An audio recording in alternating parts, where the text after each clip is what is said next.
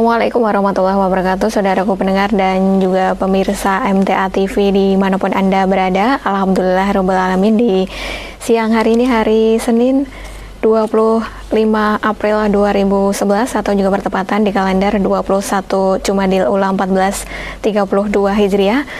Saya Isna Tazkiyah hadir kembali menyapa Anda semuanya di kebersamaan kita siang hari ini, Mitra Tani tuntas di pukul 2 siang.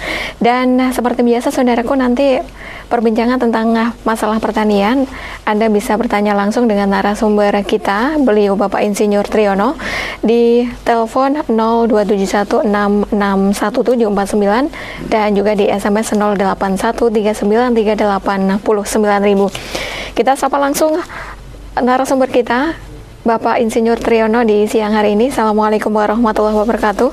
Waalaikumsalam warahmatullahi wabarakatuh. Kabar sehat Pak Tri? Baik-baik ya. Iya baik ya. Dan sebelum nanti ke pertanyaan-pertanyaan yang sudah ada di sini, ada hal yang perlu disampaikan Pak Tri? Ya, jadi pertama-tama saya menghimbau kepada para pemirsa sekaligus pendengar, karena pernah 3 minggu yang lalu saya tidak absen lah, tidak bisa mengisi radio ini, khususnya tanggal 21, 28 Maret, dan 4 April. Mungkin banyak yang bertanya, tapi karena kebetulan tidak di record, jadi recordingnya itu tidak dijalankan, maka harapan saya bisa bertanya kembali, khususnya tanggal 21, 28 Maret dan 4 April, karena pada tanggal itu biarpun ada siaran itu ulangan dan recordingnya tidak dijalankan. Oleh karena itu mungkin untuk para mitra petani, kami minta maaf apabila mungkin hal ini kurang pas untuk Anda semuanya, dan bisa diulangi lagi pertanyaannya, dan insya Allah pada hari ini nanti saya akan bersama Mbak Ina penyiar akan menyampaikan langsung pada minggu yang lalu, Mbak ya. Iya, baik. Karena pada minggu yang lalu itu perlu juga segera kita jawab. Iya, baik. Demikian, terima kasih. Baik, dan seperti yang sudah saya singgung tadi, Anda bisa bertanya langsung ya di telepon 02716611749 dan juga di SMS 081393899000. Kita bacakan yang sudah masuk di SMS sebelumnya. Ada Pak Misbah yang ada di Pituruh Purworejo, bagaimana cara memberantas ulat pada pohon pete ini Pak Tri, dan obatnya apa? Ya, jadi ulat ini bisa diberantas dengan beberapa cara. Di antaranya mestinya semuanya perlu disemprot atau diberi obat yang bisa ditaburkan. Tapi saran saya ini untuk ulat-ulat itu bisa diobati atau disemprot dengan obat yang namanya Malathion. Malathion itu suatu obat yang bisa mematikan ulat-ulat, artinya itu dibeli dari toko pertanian. Di samping itu juga bisa diobati atau diberantas dengan obat nabati atau obat alami, yaitu dengan mengambil 2 on tembakau. 2 on tembakau, kemudian tembakau itu direndam dalam air secukupnya begitu, macak-macak, sehingga mungkin terus didiamkan selama 3 hari 3 malam. Nah, kemudian disaring, cairannya itu diencerkan sampai 20 liter atau maksimal 25 liter. Nah, ini kemudian dicampur, langsung bisa diaduk dan disemprotkan. Ini bisa dicoba untuk tembakau tadi. Tapi juga bisa dikombinasi, misalkan seminggu pertama itu tembakau tadi, minggu berikutnya bisa disemprot dengan cabai rawit yang sering saya sampaikan. Itu ambil saja 100 gram cabai rawit, kemudian kita haluskan, terus kita ini simpan atau kita diamkan sehari semalam. Terus kita saring, setelah disaring diencerkan kembali, ditambah lagi air 3 liter. 3 liter ditambah 3 sendok makan solar, kemudian diaduk, disemprotkan. Nah ini kombinasi gantian, seminggu tadi obat yang kita buat dari tembakau tadi, kemudian berikutnya yang dari cabai rawit. Nah, kalau itu menggunakan malation atau obat-obat sejenisnya yang dibeli dari toko, itu juga bisa, tapi dikombinasikan salah satu. Jadi umpamanya cabai rawit tadi dengan malation, seminggu malation, kemudian minggu berikutnya cabai rawit, atau mungkin malation dengan tembakau tadi. Jadi seperti itu, insya Allah nanti akan lebih efektif, akan bisa berhasil. Iya, baik.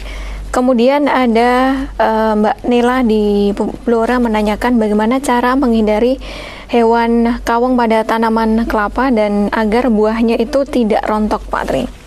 Wangwung ya? Iya, wawong. Jadi wangwung ini merupakan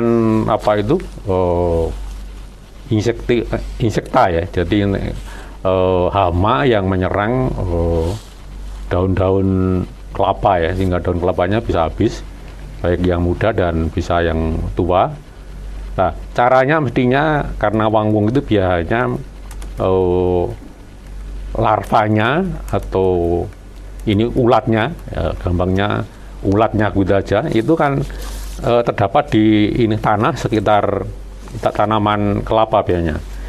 Tanaman kelapa itu apabila di bawahnya banyak kotoran-kotoran, itu sangat senang sekali wangwung itu nanti akan meletakkan ulatnya di situ. Jadi beberapa tempat ya karena itu gemuk dan empuk begitu, ada yang menyebut embuk-embuk, artinya ulat ya. Nah, ini mestinya dibersihkan kotor-kotoran di bawah sekitar kelapa itu, bahkan tidak hanya kita kelapa, semuanya kotoran yang di kebun di mana wangwungnya banyak untuk yang menyerang pohon kelapa tadi, itu perlu dibersihkan, karena prinsipnya wangwung ini akan senang pada tempat-tempat yang kotor untuk menyimpan atau untuk ya bersarangnya ulat-ulatnya itu. Oleh karena itu dibersihkan. Nah, kemudian di samping membersihkan lingkungan dan juga di bawahnya pohon kelapa yang sering banyak kotor-kotoran itu, bahkan mungkin ada banyak sampah-sampah dibuang di bawah pohon kelapa, itu dibersihkan. Itu juga mahkotanya. Jadi pada bagian atas di mana daunnya dan juga pucuk pohonnya itu, jadi janurnya itu terletak di sana, itu dibersihkan. Biasanya banyak sekali namanya pohon kelapa itu mahkotanya itu kotor sekali, banyak serasa-serasa, banyak kelaras-kelaras. Artinya banyak sekali yang sebetulnya perlu harus dibersihkan, itu kering dan itu membuat kotor mahkotanya itu, dan itu senang sekali wangwung di situ. Karena itu dibersihkan. Istilahnya banyak yang menyebut itu perlu kelapa itu diwatun. Jadi bagian atas mahkotanya itu perlu watun, dibersihkan. Nah, setelah dibersihkan, itu setiap 3 bulan sekali diberi furadan. Jadi di bagian atas itu dipiur-piurkan furadan itu, sehingga furadannya itu ya di situ, di bagian ya dekat janurnya itu, dengan kuncup daunnya yang masih muda itu semuanya diurutkan itu, sekitar setiap pohon itu 50 gram per 3 bulan sekali furadan. Jadi furadan itu kan mirip-mirip pupuk itu, tapi untuk memberikannya itu di bagian atas. Nah, itu diburu-burukan itu, sehingga nanti insya Allah akan hilang sendiri, karena mesti akan mati kalau memakan daunnya atau mungkin janurnya atau mungkin bahkan calon-calon buahnya. Ya, baik. Kemudian ke pertanyaan berikutnya, tanggal 11 April 2011, ini menanyakan tanaman padi dari Pak Ari di Pandian ini banyak werengnya, Pak Tri. Obatnya apa ini? Jadi wereng ini sebetulnya sekali lagi saya sampaikan, Panji relatif ya, para banyak pihak, mungkin petugas dan juga para petani, umumnya masih senang sekali menggunakan obat-obat kimia atau gampangnya disebut pestisida atau obat yang membunuh wereng. Tapi obat kimia atau pestisida khususnya wereng yang disebut insekta karena wereng itu serangga, termasuk serangga ya. Maksud saya termasuk insek ya. Ini mestinya perlu disikapi bahwa namanya wereng itu kalau banyak disemprot justru dengan bahan-bahan kimia itu musuh alami atau predator. Jadi predator itu merupakan ya musuh alami yang sebetulnya membunuh wereng sendiri. Jadi Allah itu sudah memberikan kesiapan alami yang membuat keseimbangan alami, tapi justru dengan adanya penyemprotan yang berlebihan atau penyemprotan yang terus-menerus dengan pestisida atau insektisida yang maksudnya membunuh wereng, itu nanti yang akan mati malah justru musuh alami atau predator tadi. Oleh karena itu saran saya, itu yang sering saya sampaikan, wereng itu yang baik itu justru disemprot dengan obat-obat alami, obat-obat organik, obat-obat yang kita buat sendiri dengan bahan-bahan di lingkungan kita. Itu ambil saja daun mulwa atau sirsat atau sirkoyo setengah kilo. Jadi sirkoyo bisa, mulwa bisa, sirsat juga bisa. Kita ambil daun setengah kilo, kemudian kita rajang. Dirajang-rajang yang mungkin demikian kecil-kecil begitu. Kemudian kita kasih air dari setengah kilo itu 1 liter atau 2 liter maksud saya, 2 liter. 2 liter air, kemudian kita rebus. Nah, kita rebus sampai rebusannya itu nanti cairannya dari 2 liter itu tinggal seperempatnya. Jadi kira-kira tinggal setengah liter. Nah, kemudian kita saring, kemudian pada waktu masih sudah dingin kita saring. Terus kita encerkan kembali. Diencerkan itu bisa sampai ya 10 liter, bisa 12 liter, tapi sekitar 10 liter. Itu bahkan bisa kalau mungkin werengnya belum begitu berat, belum begitu banyak, bisa sampai 15 liter. Kemudian kita kita aduk-aduk terus kita semprotkan. Jadi cuma seperti itu, dan itu berulang-ulang, dan itu dengan adanya obat yang kita buat sendiri itu 3 hari sekali, 5 hari sekali itu nggak apa-apa, karena justru dengan begitu banyak obat alami itu pertama kali untuk bisa membantu seolah-olah menjadi pupuk daun dan pupuk mentinya ke tanah, bisa menyuburkan tanah, bahkan justru bisa ini berkembang biaknya predator tadi. Kalau obat-obat kimia itu membunuh predator, di mana itu musuh alami atau predator atau musuh alami itu yang membantu manusia untuk memakan wereng. Tapi justru kalau obat-obat yang kita buat sendiri seperti dari sirsat atau daun mulwo atau daun sirkoyo itu bisa menumbuh kembangkan kehidupan daripada predator atau musuh alami tadi. Jadi itu bagus sekali kalau bisa diterapkan. Demikian, mudah-mudahan bisa dilaksanakan, dan kalau bisa sudah seperti itu, insya Allah sebetulnya alam kita itu akan seimbang dan tidak banyak wereng. Iya, baik. Baik, dan pemirsa MTA TV dan juga saudaraku pendengar yang ingin bertanya ya, silahkan Anda bisa bertanya di telepon 02716617749 dan juga di SMS 081393899000 dengan mengetik MT spasi nama, kemudian alamat Anda dan baru pesan Anda. Kemudian kita bacakan kembali, ada Pak Agung di Sragen menanyakan pupuk untuk anggrek jenis Cattleya Mossiae, Pak Tri. Ya. Jadi pupuknya itu pupuk daun, itu bisa dipupuk dengan gandasil. Gandasil juga bisa, lainnya gandasil juga bisa. Prinsipnya itu pupuk-pupuk yang mulai daun. Lah, untuk diketahui kalau pupuk gandasil ini itu tergantung ya, kalau itu pertumbuhannya masih vegetatif, artinya pertumbuhan yang belum diharapkan berbunga atau berbunga, itu gandasil D. Nah, ya udah. Kemudian untuk bunga itu mending gandasilnya itu gandasil ya untuk bunga. Jadi itu gandasil itu bermacam-macam. Nah, itu bisa juga dibelikan obat pupuk yang lain, itu yang namanya diamor. Di Amor itu juga bisa, Gandasi juga bisa. Itu demikian beli di toko-toko pertanian, mestinya beli Gandasi itu umumnya banyak itu. Ya. Ya, baik. Kemudian ada Pak Toha yang menanyakan bagaimana mengatasi tanaman jagung yang putih, Pak Tri, bule atau putih begitu. Jadi tanaman jagung yang sudah keserang penyakit bule itu, bagi yang tanaman sudah terserang itu tidak bisa disembuhkan. Ini yang harus diketahui demikian. Nah, namun supaya tidak terus menjalar ke tanaman yang lain itu perlu ada pencegahan. Pencegahan pertama itu yang utama itu yang sudah bule itu perlu dicabut, karena ini sumber daripada penyakit ya sudah bersarang di tanaman yang kena bule tadi. Nah, ini dicabut kemudian dimusnahkan.